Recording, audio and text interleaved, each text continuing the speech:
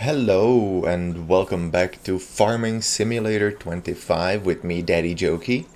And we are here in front of our field of barley, which is ready to harvest. So the most important part of, I suppose, any farmer who has fields of crops a year is upon us. The harvest time. So let's check it out. We have two fields of barley. It's not a lot. And as you can see, we did suffer a bunch of damage from a couple hailstorms that happened throughout the months between this and the last episode. It was actually, I think, 3 or 4 hailstorms that came through and battered some of our crops. But plan is still the same. We're gonna hop in our trusty harvester. We're gonna harvest these fields. Then we're going to harvest this when it grows fully. And then we're going to plant carrots. And we should be able to fit that all. As you can see, carrots, we should be able to harvest those before the end of November. And basically double crop for the first time. For the first time in our farming simulator time, we are gonna go and double crop. So let's get a few things ready. I'm gonna shift time back to 5x. That seems to be the sort of normal speed for this game.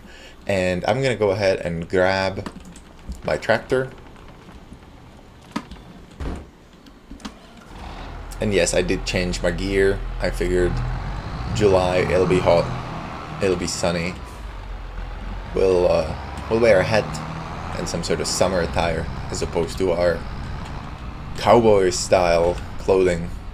Where did I park the trailer? I think it's right here next to the harvester. Yep. So we'll just come right in, hook it up. Should probably have also stopped by and fill my tractor up, but it is what it is.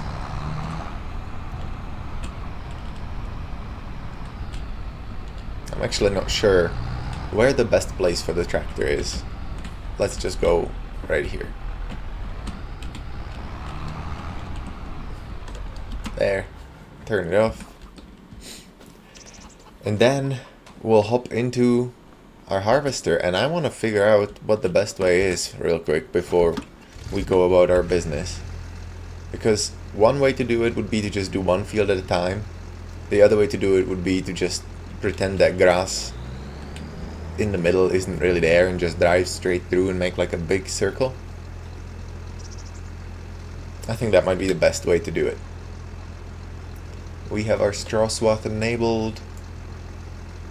Good. Everything is awesome. So let's actually lift the header so we're not dragging it on the floor. Ooh, look at the deer. Next to the deer.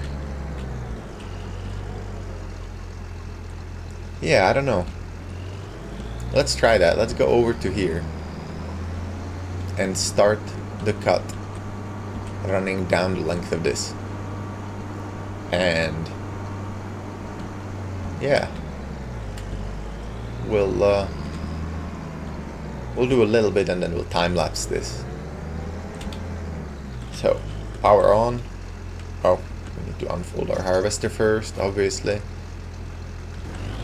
Power on, header down, and here we go. First real harvest. We have done this before, but this is the first time it's of our making. And yeah, we'll definitely just drive down the thing, do like 3 headlands, and then we'll do the up and downs. Hopefully.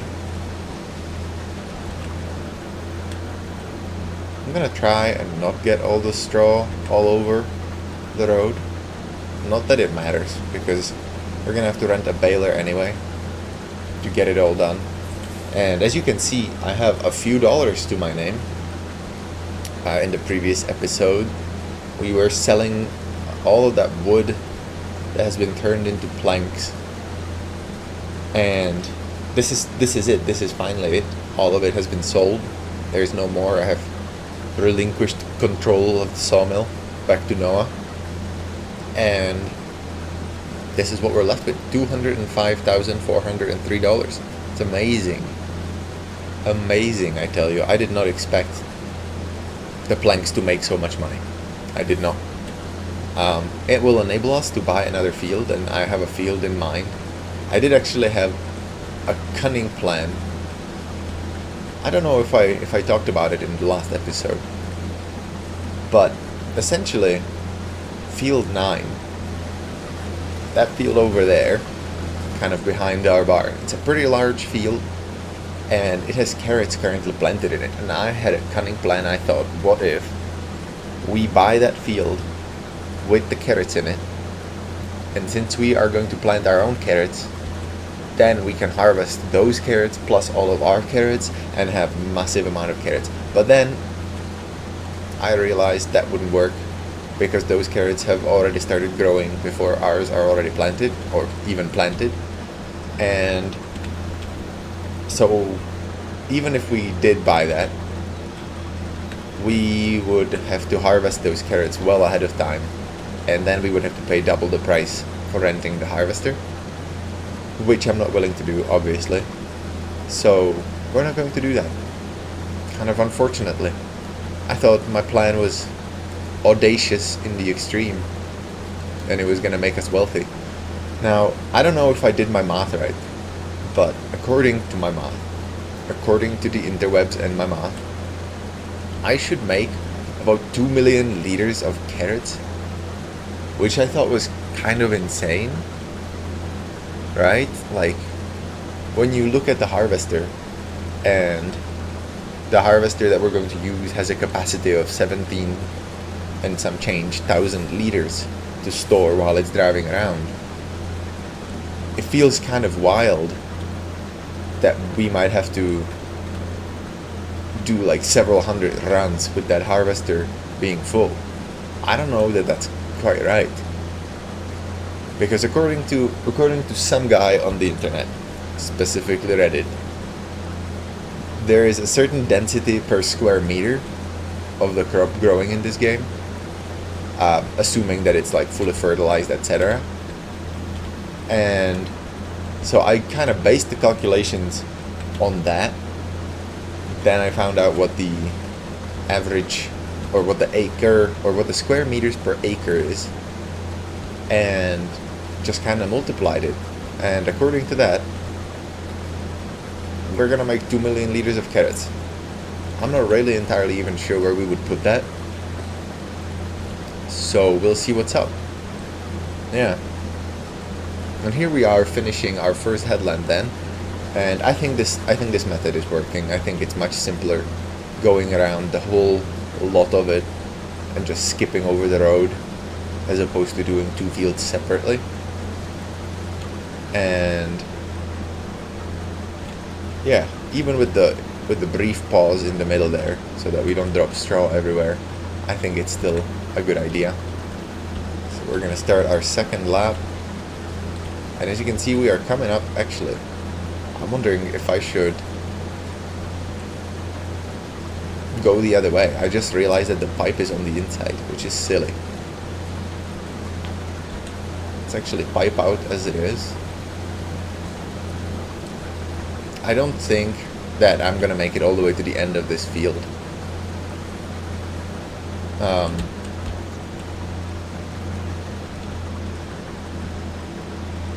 Without it being full.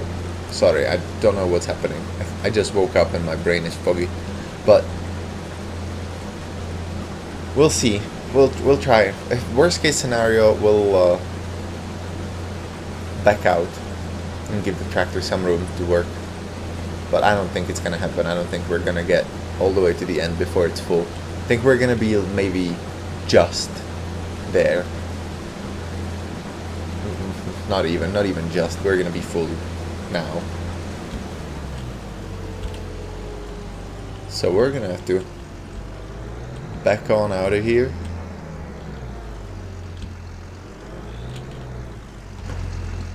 And grab the trailer. And I wonder, Yeah, I don't know. Sorry, I don't. I feel like maybe I should finish that section going down, and then switch the direction in which I'm gonna go. But on the other hand, if the biggest, like, this was the biggest run, right? Like the first lap around the field is the widest and takes most crop in the game, at least. So I'm not really sure that there is any sense in actually changing the direction, because we only really need about 3 headlands, and we've done 1.5 about, and I think we can finish probably all the headlands without filling up the trailer, or sorry, not the trailer, without filling up the harvester's hopper. So I don't know, something, we'll find out.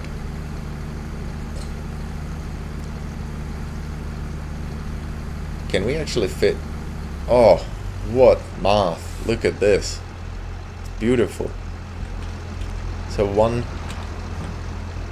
hopper load equals 1 trailer load. Nice. So far we've gone 8,000 liters. That's good. That's about, I think, what we got off the field last time, because it had no fertilization, no anything yield increasing. Let's watch it come down. I don't know if it looks better or worse with the DLSS. I feel like it looks better. Maybe? I don't know. Okay. Let's wait for it to retract. There. Power on. Let's go back up to the field. And then continue on our merry way, harvesting the field in real time. And then let's kill the engine, we don't need it running. And then I think after I'm done, well, here's what, either after I'm done with the headlands or after I have nothing else to say, I'm gonna hop into a time lapse, probably seamlessly, so you might not even hear me saying, now we're gonna do a time lapse. I'm just gonna quit yapping and then seamlessly transition into it, is probably what's going to happen. But yeah, so here we go. We have our first trailer load. I expect we're gonna get, let's see, what's my estimate? We've done 1 trailer load and we still have most of the field, so I'm gonna say we're gonna get about 40,000 liters of barley out of these 2 fields. Now I want to know how much off I'm going to be. We're gonna have to keep a little bit of the barley to feed our chickens. They do currently still have all the wheat from last year, but I want to make sure that I don't have to buy chicken feed, so I'm gonna keep enough barley to feed them for a year again, which is just 5,000 liters. So actually even less probably. We're never going to get any more chickens. That's just not gonna happen because our pen is full. And again, like I said in a previous episode, there is a mod that enables overcrowding of your like animal habitats or whatever. That way you can actually like keep having births and keep moving your animals out into different pastures, or selling the offsprings, etc., and actually make meaningful money like breeding your animals, right? Even though if we were to sell a newborn chicken, it's gonna sell for like $5.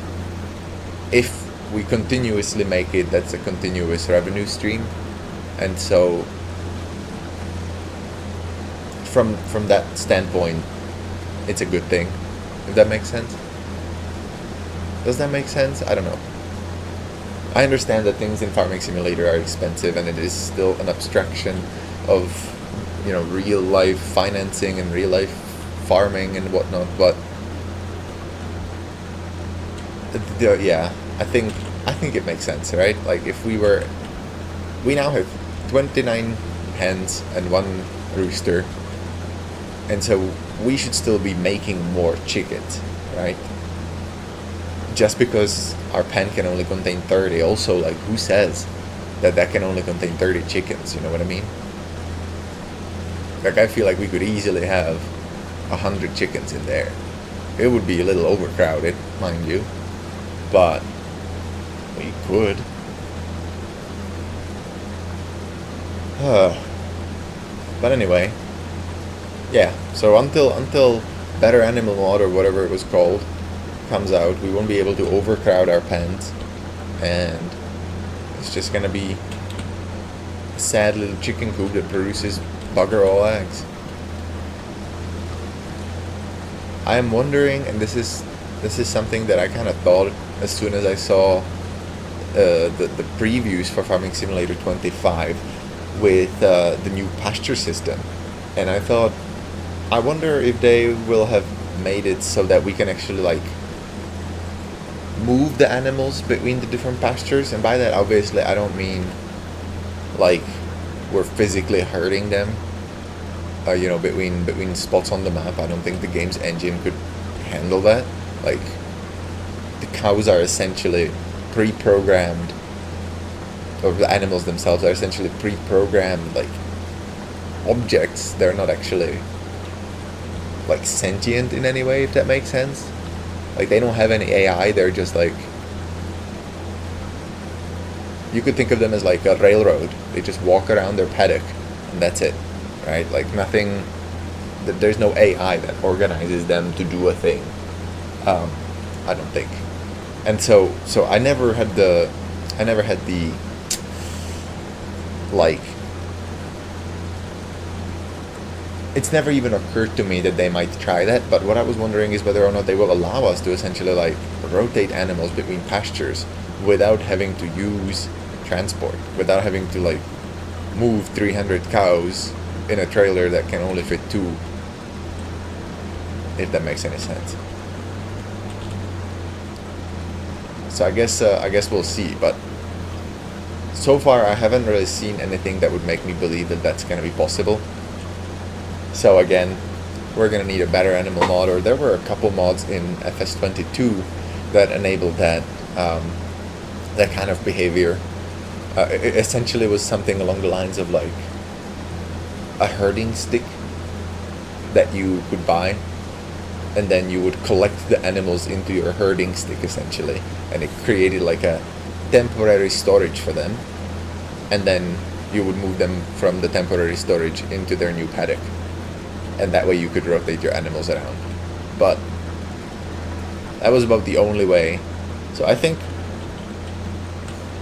yet again I miscalculated. We are going to fill the hopper any minute here, and we're gonna have to do that whole reverse out of the row nonsense, because we're gonna fill it up before we even get halfway down the field. Let's pop the auger out, and 3, 2, 1, and done.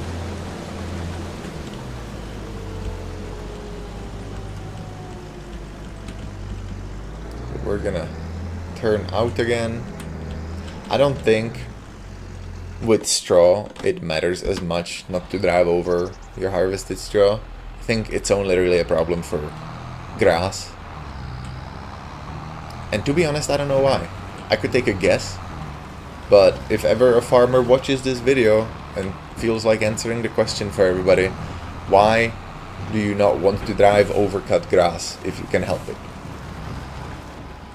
So my guess is because by driving over your cut grass, you're essentially crushing it and compacting it and destroying it and ruining its nutritional value, essentially.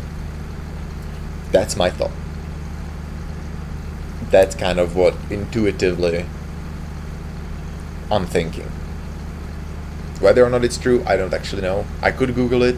I'm not going to.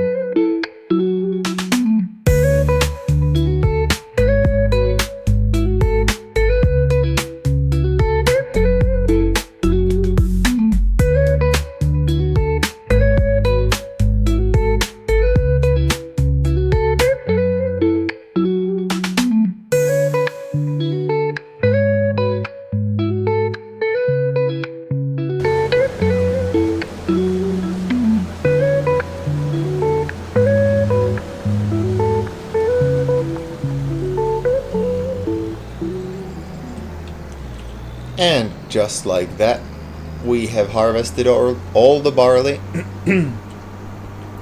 And it looks like we got about 40,000 liters, I want to say. Maybe a little less. I'm gonna go ahead and park right here. I know that I could just, you know what, actually sod it. Let's put the pipe in and let's go pipe it directly into the thing. Saves us switching vehicles.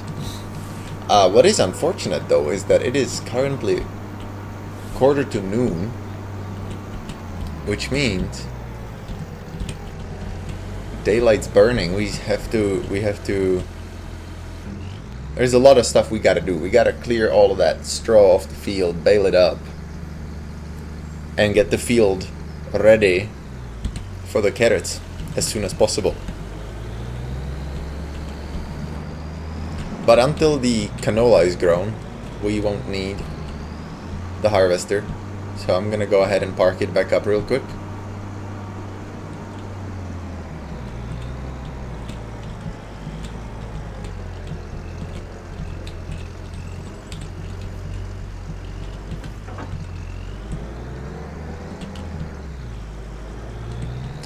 And I think I'm gonna back it back into the shed. No reason for it to get rained on.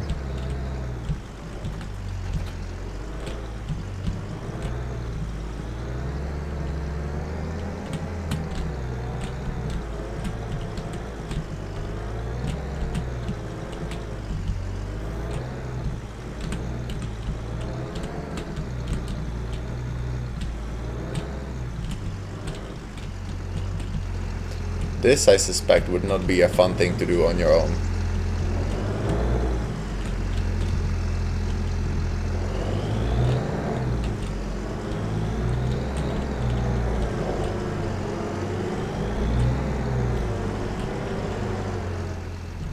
And I knocked off one of my beacons, I think, by trying to be too precise. Well, actually, I'm being stupid. Let's just leave it right here. It's just a temporary storage anyway, because we need to go and harvest that when it's ready in a couple weeks. And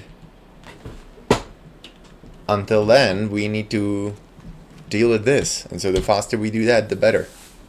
So, is there a... Ooh, man, a better harvester. What goes with this harvester? This isn't really an upgrade, is it? Not really. So we won't even worry about it. I was hoping that we could buy a baler. And there were a couple on sale during the year, but none of them were really on sale when we had money to burn. Not that we have money to burn now, all our money is spoken for. Do we want square or round? Round are a pain in the butt. Square are more expensive. Is essentially what it comes down to. The cheapest is this coon, which to lease would be 8,000, and yeah, that's just not gonna happen. And round balers, they're all about the same price over here, so let's... Actually, the coon's the most expensive one, or more expensive one. So let's check the go while. Lease would be 3,000. We could also get this tiny baler to lease, which would be 1,100. But then we would have to manhandle. You know what? Actually, yes, let's do it. I don't know that it needs a license plate. Let's lease it. This will probably give us like 7 million billion bales, but it'll be alright. Let's go. We're gonna also have to take off the sides of our trailer to turn it into a bale trailer and help us haul it away. For now, I'm just gonna pop it right here where it doesn't bother anybody, and I'll be back when I'm back on the farm with the baler. Okay, here we are, back on the farm with our little baler. And we're gonna just get straight into it with another time lapse to cut down on the length of the video. And we'll see how many bales we make. I imagine it's gonna be 1 billion. Because look at that. Each bale is what? 600 liters? 7. Okay. Yeah, we're gonna have a lot of bales to pick up after. But it was the cheapest option. And I am trying to keep costs down, so cheapest option is the best option. But anyway, another time lapse. Let's go.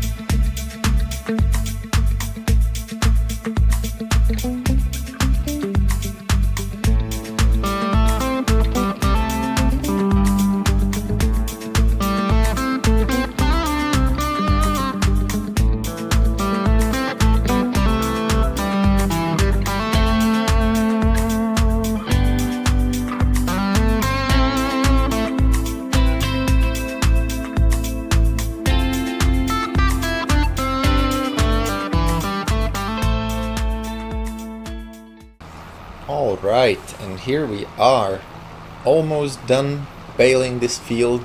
I want to know how many of these little bales we have created. Luckily there is a automatic counter, so we'll know exactly.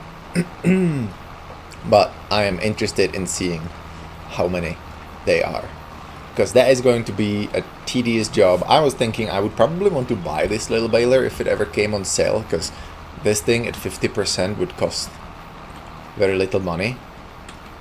But I am interested in seeing how much. So how do I unload the baler? Turn off. Unload unfinished bale. Unload baler. Why? 1, 2, and then unload unfinished bale. Oh, and Bob's your uncle. Fanny's your auntie. Here we go. I almost said ankle, didn't I?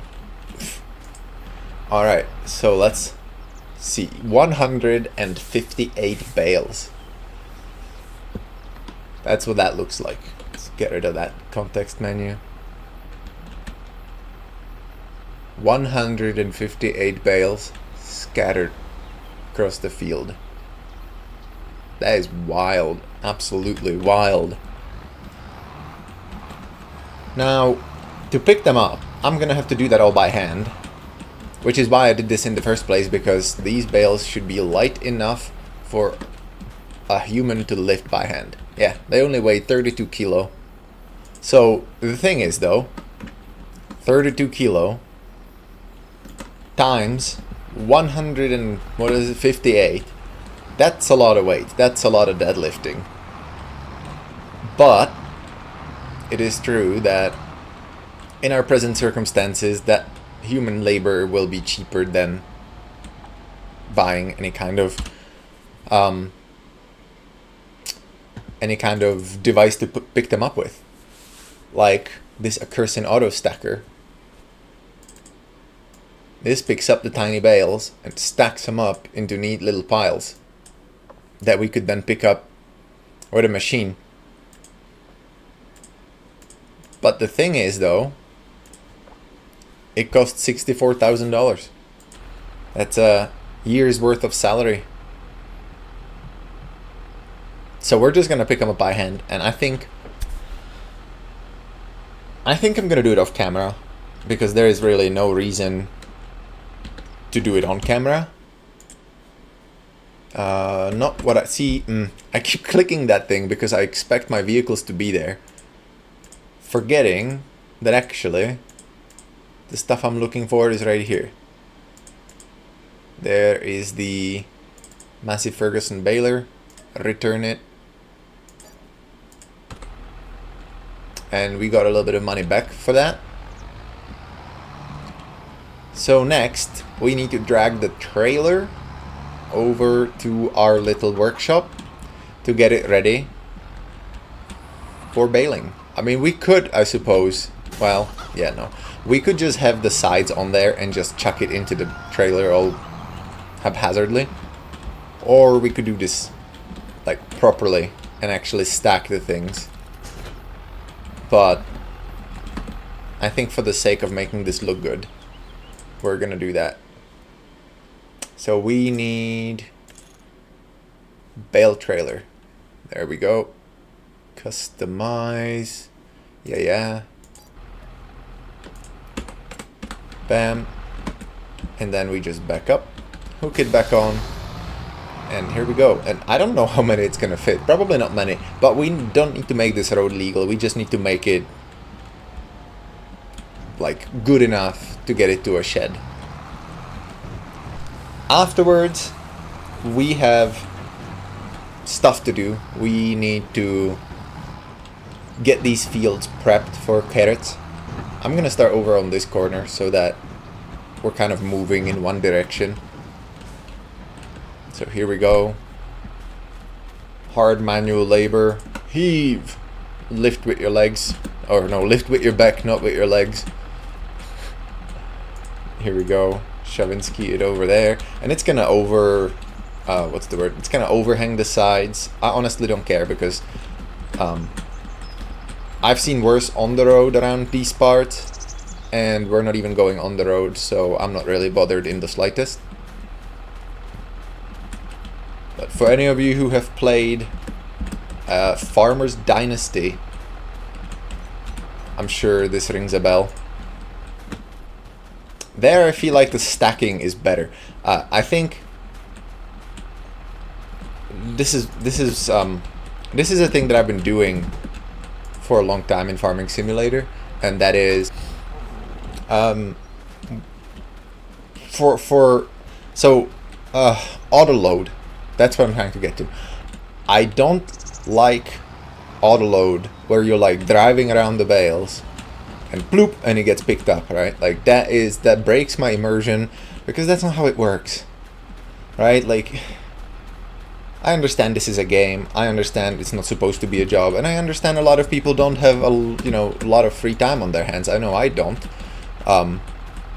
but it just breaks my immersion. In Farmer's Dynasty, the auto load, if I remember it correctly anyway, it might actually not have been, it might have been my stacking.